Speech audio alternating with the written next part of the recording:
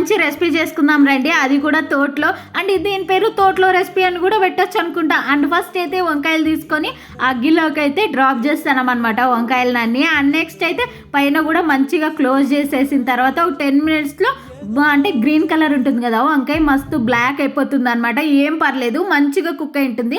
అది పీల్ చేసేసి బ్లాక్ అదంతా. అండ్ నెక్స్ట్ అయితే ఇక్కడ గార్లిక్ అండ్ కొత్తిమీర అండ్ ఎండుమిర్చి అండ్ చింతపండు కూడా, చింతకాయ ఉంటుంది కదా అది తీసుకున్నాం అనమాట తోటలో. ఎట్లా అట్లనే పీక్కొని అగ్గిలో వేసినాం అనమాట. అది కూడా మంచి కుక్ అయింది. అండ్ ఇంట్లోనే ఎండుమిర్చి ఉంటుంది కదా అది కొంచెం వేపుకోవచ్చుకున్నాం. అండ్ నెక్స్ట్ అయితే ఇవన్నీ మంచిగా ఇట్లా పులుముకోవాలన్నమాట. లేకోకుంటే చేత్తో కాదు అంటే గ్లాస్లో కూడా మంచిగా ఇది చేయొచ్చు, స్మాష్ చేయొచ్చు మనము. అండ్ ఇక్కడ ఆనియన్స్ కూడా కట్ చేస్తాను.